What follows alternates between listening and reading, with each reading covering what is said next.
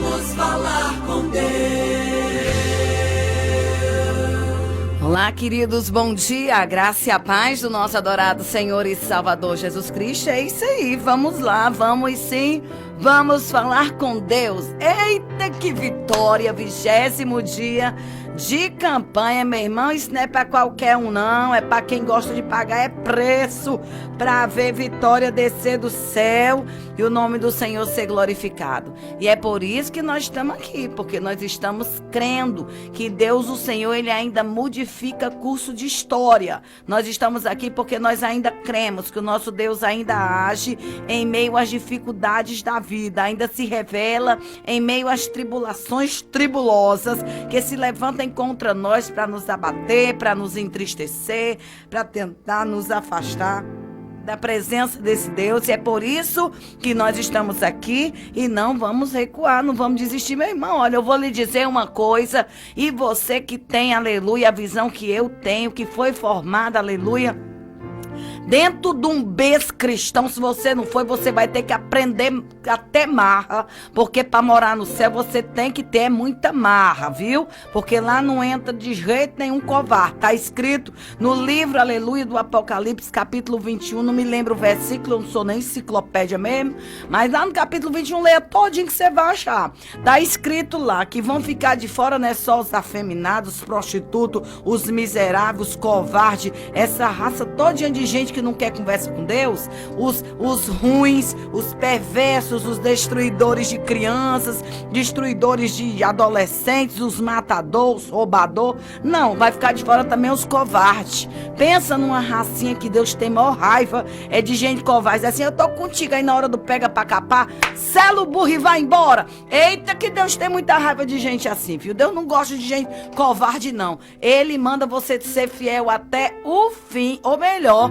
até a morte, e dar-te-ei a coroa da vida. Ou seja, eu já entendi faz tempo que não tem outro caminho para eu ir, não tem outro lugar para eu servir, não tem Deus maior do que esse que eu sirvo. Então sabe o que é que eu vou fazer? Eu vou selar meu burrinho e vou caminhando para Canaã, bem devagarinho. Tem dia que eu vou correndo, tem dia que eu vou me arrastando, tem dia que eu nem vou, é ele que me bota no braço e me carrega. Mas eu não posso mais fazer nada, meu irmão, só ele. A Bíblia fala que em uma determinada situação o Senhor estava no templo fazendo ali o seu sermão, e diante daquele duro sermão, muitos eram aqueles que ficaram de beijo torcido, cabeça virada. Sabe aquele dia que o pastor está doutrinando, que o povo fica tudo torcendo a boca e meneando a cabeça? Que é menear a cabeça, é balançar a cabeça com aquele sinal de reprovação. Tem um bocado, na igreja tá cheio.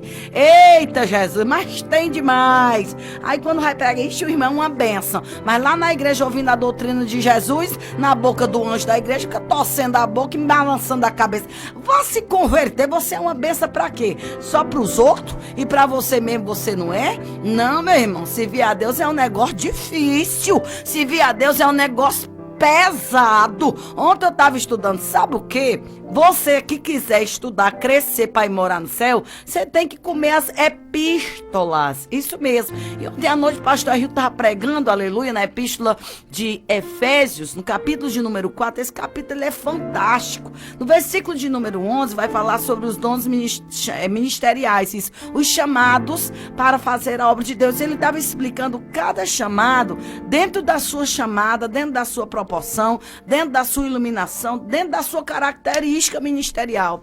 E eu sou muito curiosa, eu gosto de ler o texto, o contexto, gosto de ler as pontuações de versículos que são semelhantes, para eu saber na integridade o que é que o Senhor está querendo falar, porque às vezes fala de uma forma num lugar que eu não entendo, porém em outro capítulo sobre uma nova narração, porque quem escreveu João foi o livro de João, foi João, quem escreveu Lucas foi Lucas, e assim a gente vai vendo que cada um tem a sua interpretação, e dentro disso temos também a iluminação do Espírito Santo. E diante daquela explanação dura que Jesus estava fazendo perante aquela grande congregação, muitos eram aqueles que ficavam balançando a cabeça, torcendo os beiços, ficar cutucando o outro. Eita, crente, que tu te ajeita, porque senão tu vai ver o chicote de Jeová te pegando. O chicote de Jeová enrola o crente e puxa. Eita, Jesus! Aí daqui a pouco tu tá lá de joelho no altar de Jesus. Senhor, tem misericórdia de mim, Senhor. Não aguento mais essa peleja. Pois não torça mais a venta, não. Vá se aquietar, vá glorificar a Deus. Alguma coisa Deus está querendo dizer para alguém. Fica ali, Deus está preparando. Sabe como é que é? Você já teve a oportunidade de fazer um bolo? Pois é, você bota a massa, daqui a pouco aquela morosidade, reco. Porque Deus não usa batedeira, não. Ele usa aquela colher de pau.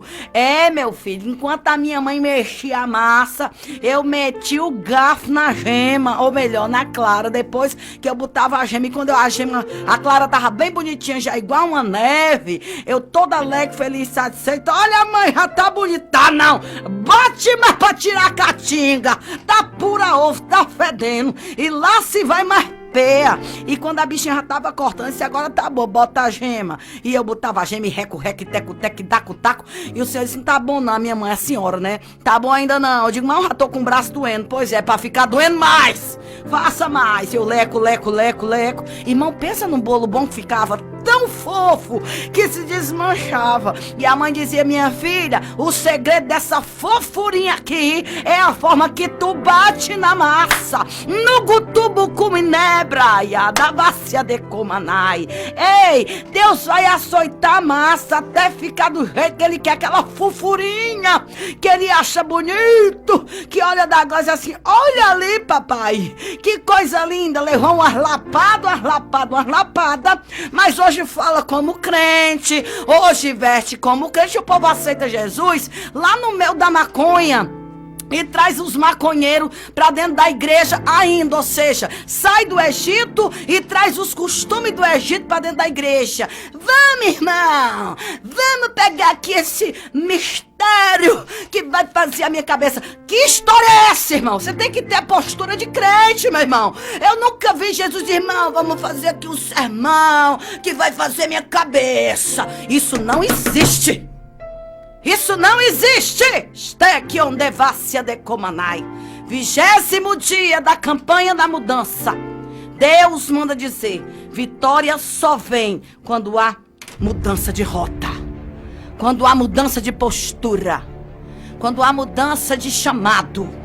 Quando você entende que lá no meio da maconha, lá no meio da carreira da cocaína, lá no meio da orgia, lá no meio da esculhambação, você era infeliz, você era um derrotado, você era humilhado, vivia debaixo de ameaça. Agora você é livre, você não precisa dos trejeitos do diabo para ser feliz, não.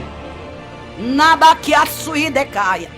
Os discípulos olharam para Jesus e os outros torcendo os beijos. Ô, bicho besta, tá vendo que não precisa isso? Os outros passaram por aqui e não falaram isso. Quem estava falando era ele. Quem estava falando era ele, o Filho de Deus, o enviado. Tem uma música da Nívia Soares que eu canto muito, mas eu antes de cantar eu faço o sermão. Isso, a Bíblia fala que depois de um ajuntamento, o Senhor reuniu os discípulos diante daquela ceia. Eu até acredito, aleluia, a alegria, porque Jesus é a alegria pura. Jesus é a alegria santa. Náguia sudecaia. Mas agora eu sou crente, eu virei delegado. Meu irmão, só se for para aprender as obras do capeta e condenar como juiz e pisar na cabeça dele. Tem que ser brabo, valente mesmo, em nome de Jesus. A Bíblia fala que a luz é manifestada para desfazer, destronar as obras das trevas. Eu condeno mesmo, está escrito, nós fomos, aleluia, levantado como luz para condenar as obras das trevas. Efésios capítulo 4, leia lá que está escrito, ele diz, não tenha nem amizade com esse povo, aleluia. Irmão, é muito forte. É muito forte. Não é que eu não vou ter amizade. Eu não vou ter amizade, ou seja, eu não vou excluir.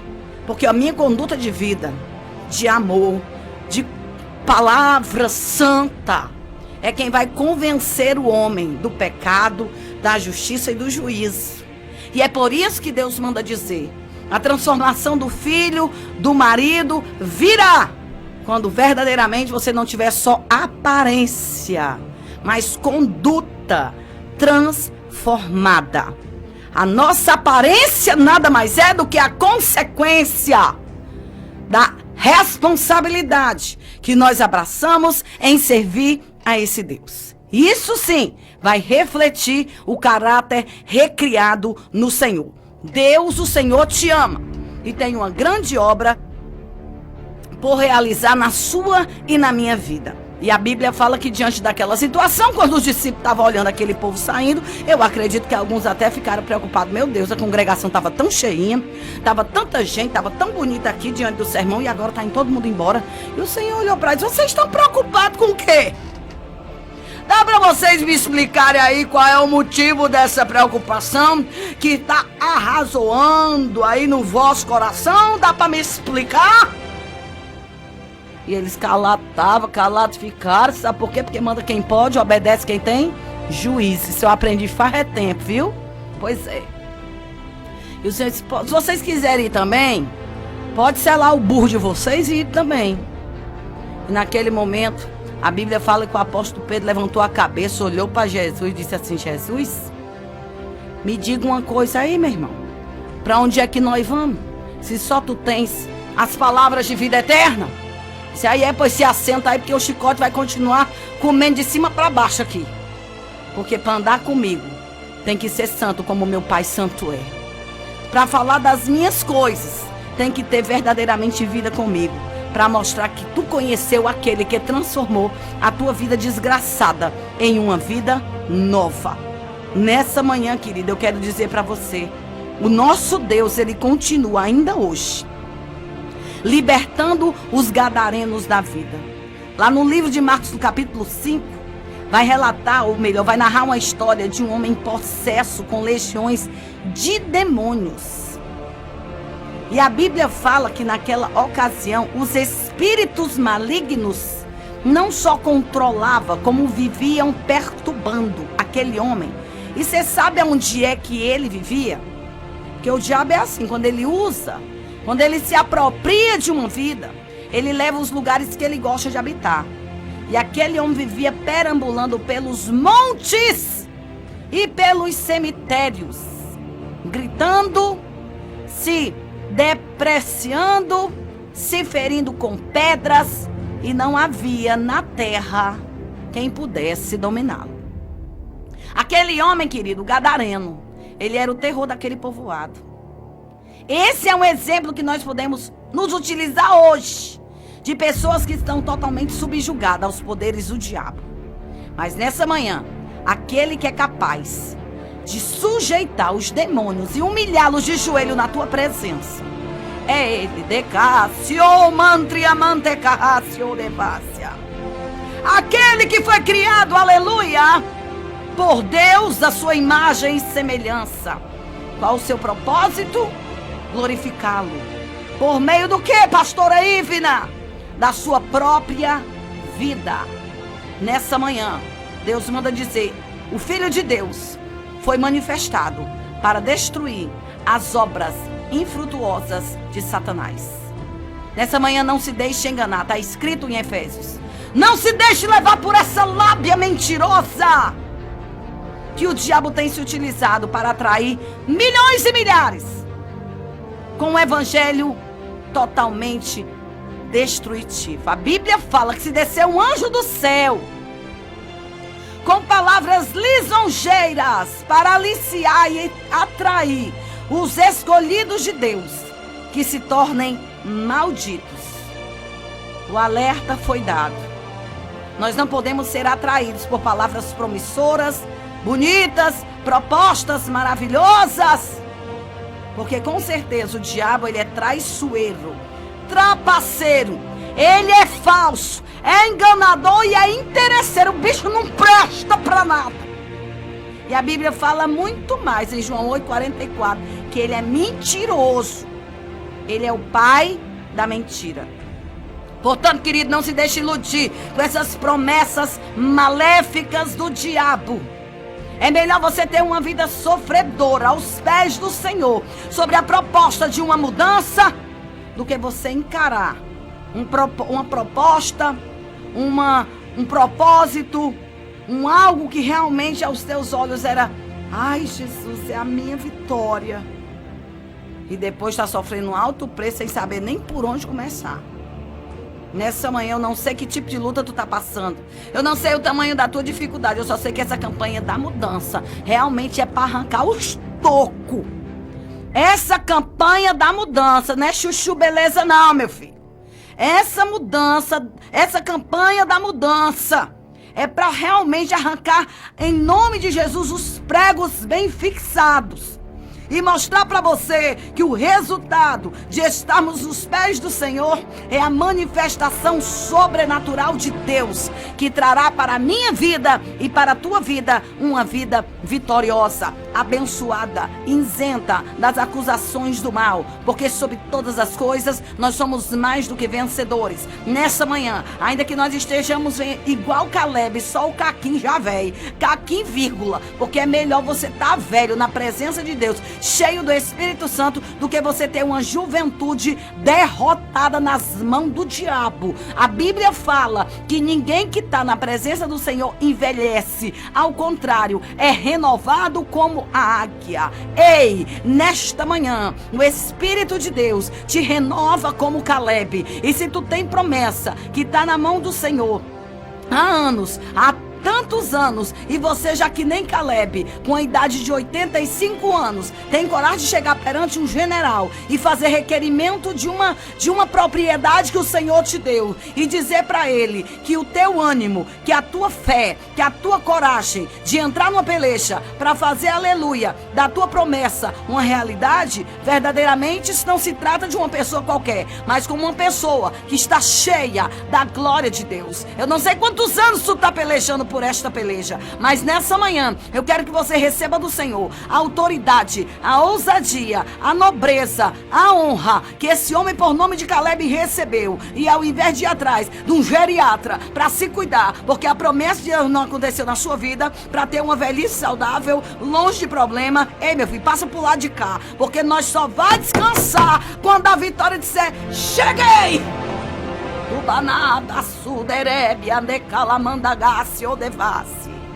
Ei, meu irmão, não sei o que é que Deus vai fazer. E na grande verdade, isso é o que menos me interessa. Eu só sei de uma coisa: eu não vou economizar glória a Deus e nem aleluia. Eu não vou economizar as minhas idas para o culto terça, quinta, domingo, feriado, agregado, todo dia, o dia todo eu tô orando na minha casa. Porque o que me mantém de pé em meio a esse vale, esse turbo de luta, é o Senhor, que quanto mais nos espreme, mais azeite sai. E eu creio que nessa manhã, Deus, o Senhor, vai fazer algo tremendo para mostrar para você, não, você não precisa mais de saber disso. Os cegos que não querem ver que Deus é na tua vida. Pois é. Os cegos que não querem ver e nem acreditar que Deus é na tua vida.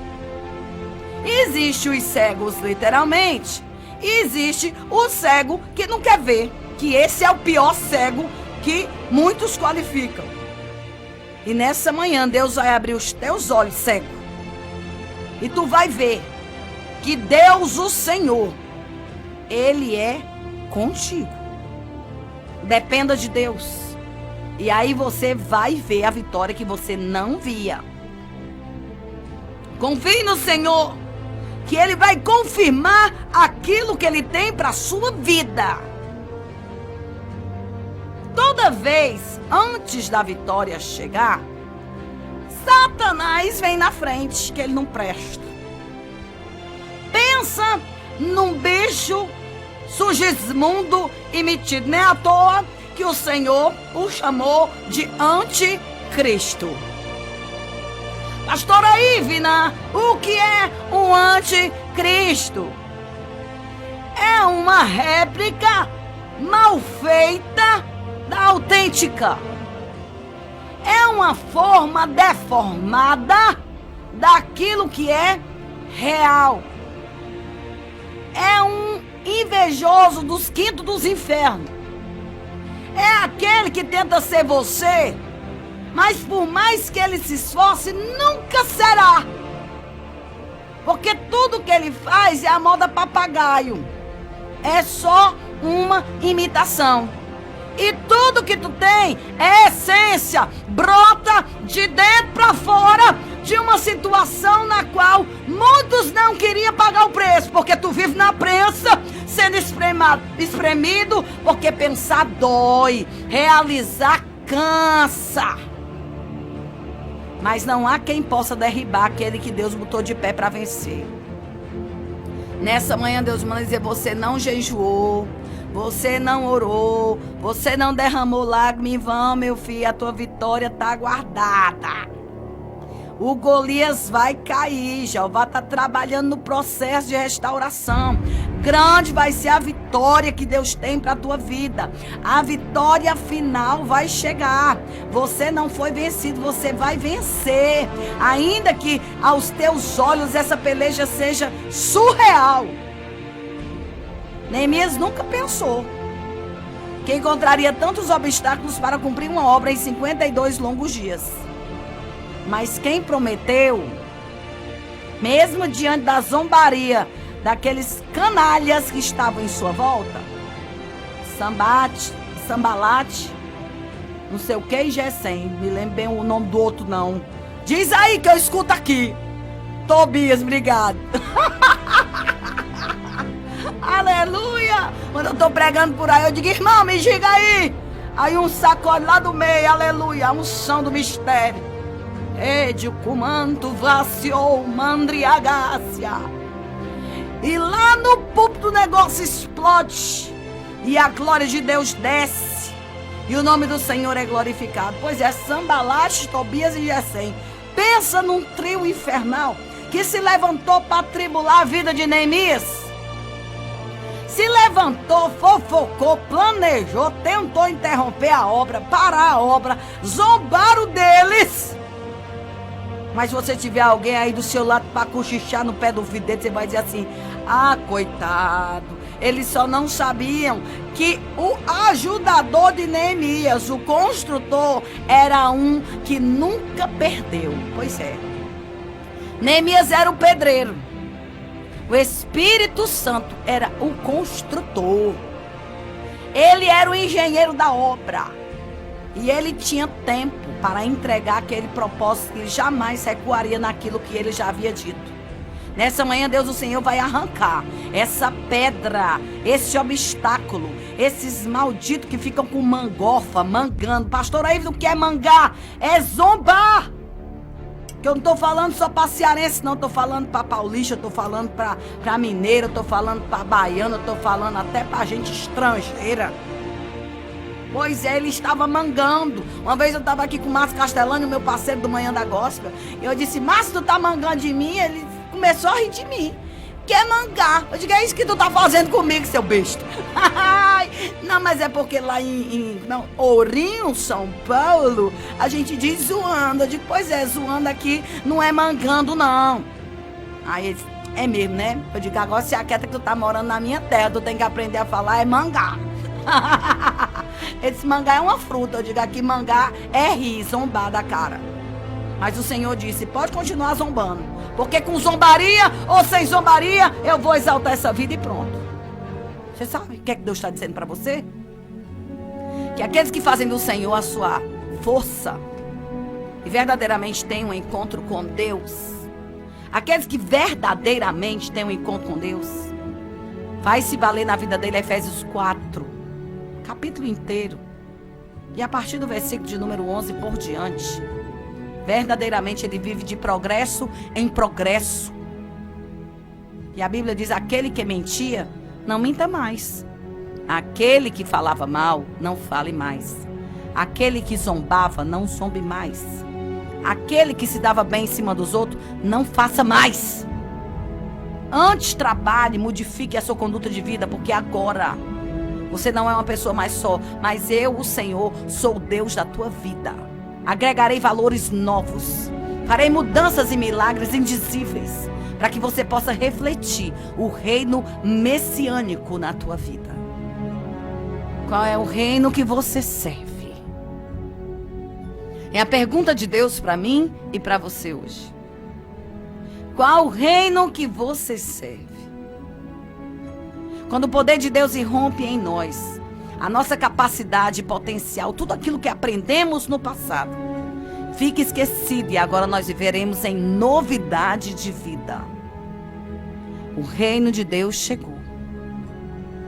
E grande vai ser a reviravolta que Ele vai fazer na tua vida para te abençoar. Ah, meu Deus. Obrigado, Senhor, porque Tu tem me ensinado dessas letras sagradas. Estou falando aqui e o Senhor está falando para eu falar o testemunho do meu avô.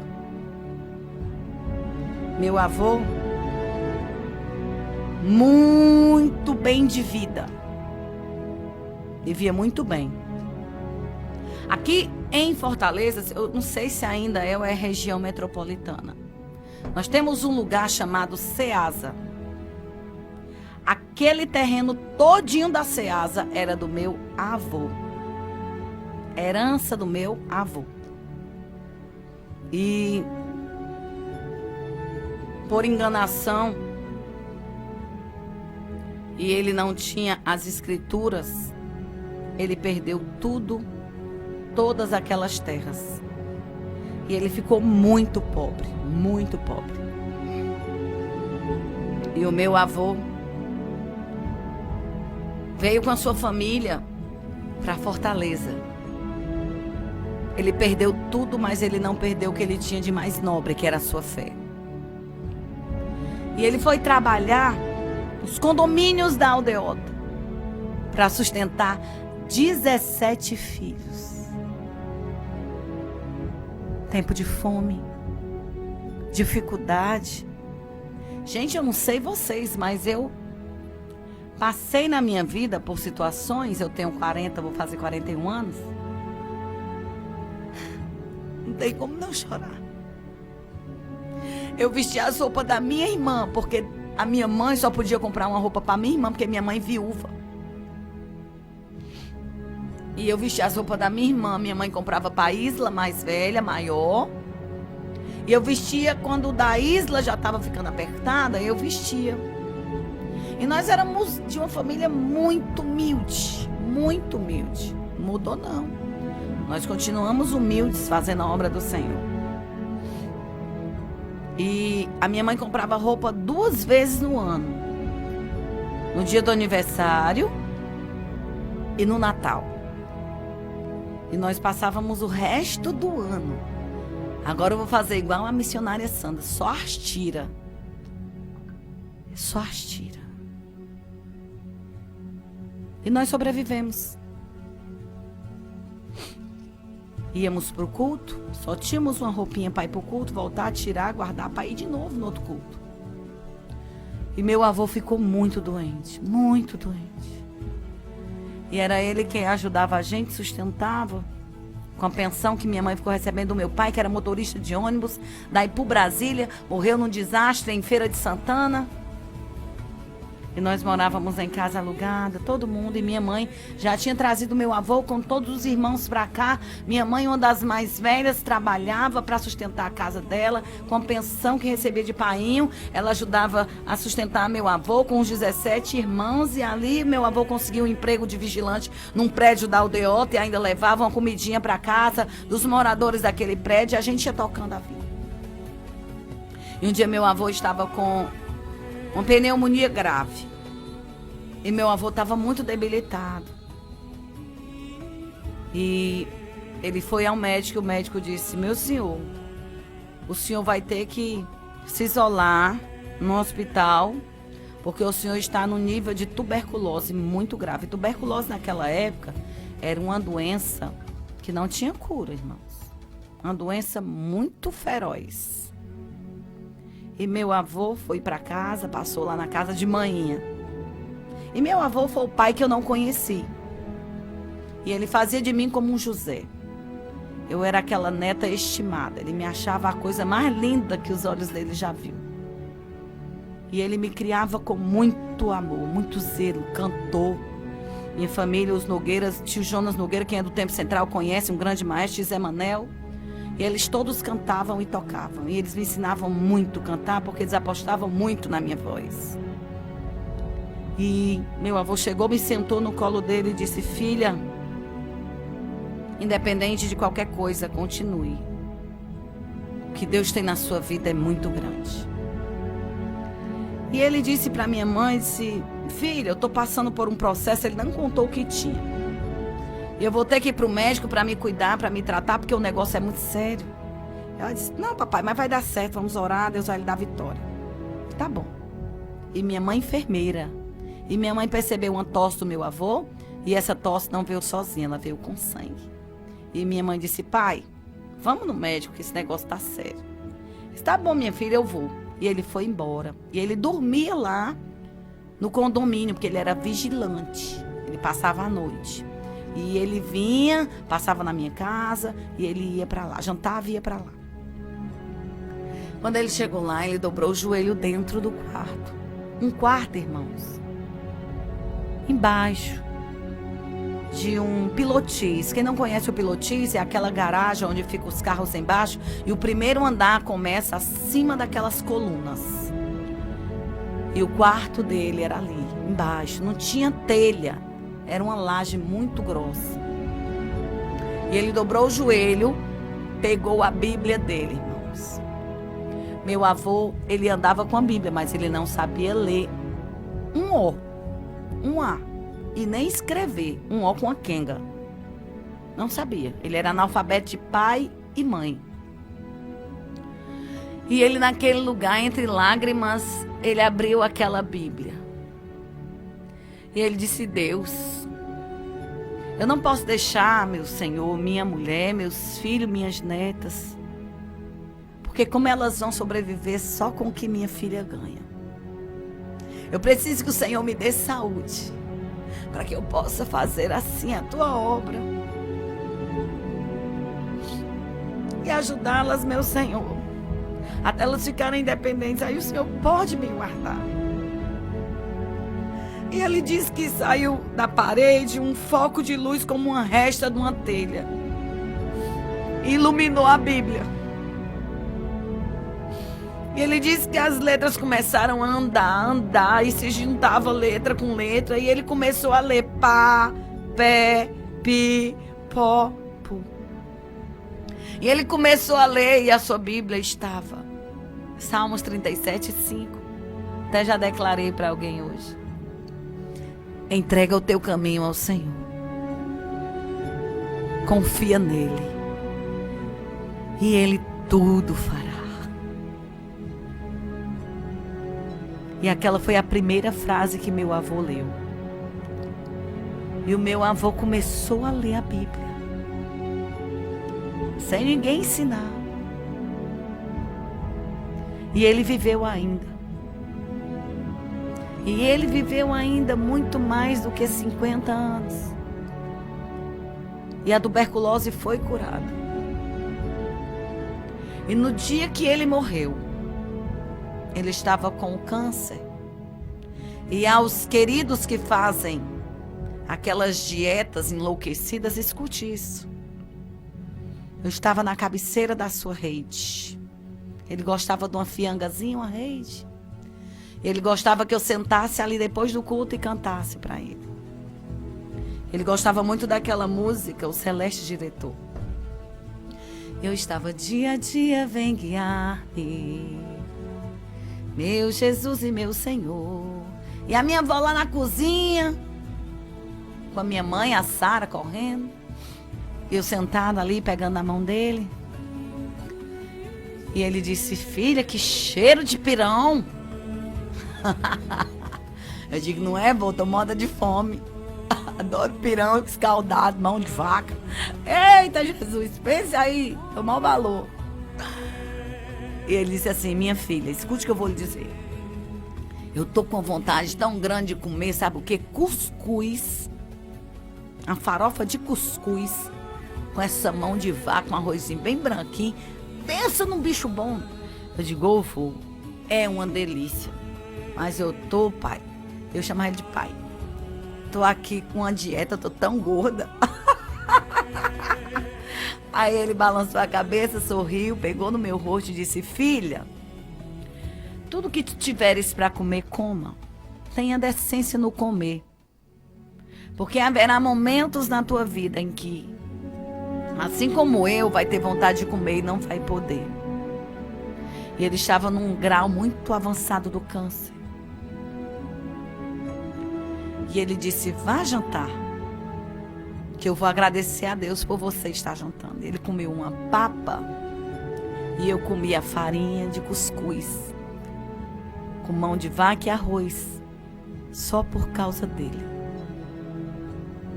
Passados alguns dias, ele piorou. Eu estava em casa com a minha filha deitada, Sarinha devia ter uns 3 aninhos, colocando ela para dormir, a minha menina que hoje tem 22 anos. E ali com ela deitada, dormindo, tentando botar ela para dormir, era 4 horas da tarde já. Eu recebo uma visita no meu quarto inesperada. E aquele homem, irmãos, eu vou dizer aqui porque todo mundo conhece aquele filme do Gasparzinho, que é aquele fantasminha. E era mais ou menos aquilo, era uma figura humana, transparente e branca daquele jeito.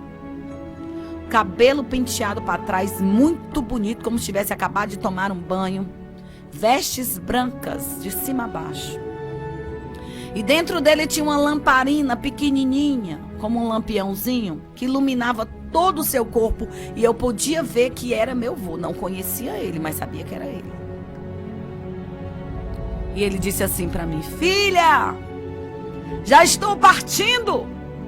E eu dizia, vô, é você, pai? Ele disse, sim, querida, mas antes de ir, trago para você e te deixo essa herança. Aí eu dizia, como, vovô? Se o senhor não tem nada para deixar para mim. Quando ele dizia isso, ele apresentava na minha presença uma bandeja de ouro com a Bíblia Sagrada dentro. E ele disse, o que eu tenho eu te dou. E na minha frente se apresentou um telão com as gerações que passaram antes do meu avô, todos partindo e entregando o livro da capa preta. E ali ele disse, faz a obra como bom soldado. Quando ele terminou de dizer isso, o telefone da minha casa tocou. E minha mãe disse, papai acabou de partir. E eu disse, eu já sei. Ele veio primeiro aqui em casa. E nós tivemos um grande culto de partida de um evangelista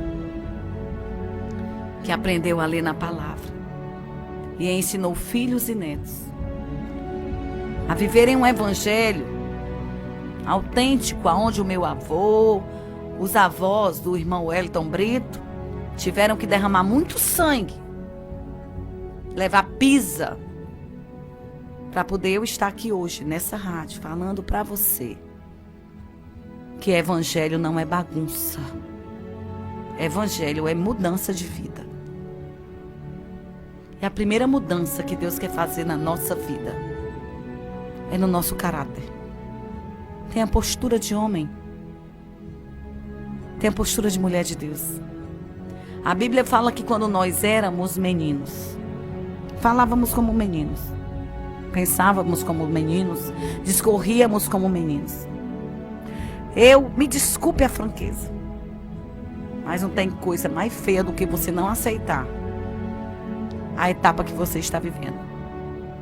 Velho querendo ser menino, querendo ser garotão e desprezando os valores da idade. A Bíblia diz, não despreze as cãs, os cabelos brancos, porque com certeza há mais saída, há mais oportunidade para um tolo que aprende a ficar no seu lugar calado do que para o sabidão que fala e tropeça em palavras. Meu Deus, eu não vou pedir desculpa não, estou falando a palavra de Deus. Alguém precisava ouvir isso hoje. Que Deus te abençoe, em nome de Jesus. E seja bem-vindo ao Evangelho de Jesus Cristo. Deus seja louvado. Ivina Medeiros é bênção. Bom dia, eu tô feliz. Bom dia, em Alto Astral. FM Gospel. Bom dia. Está no ar o Palavra Profética. Palavra Profética com a pastora Ivina Medeiros.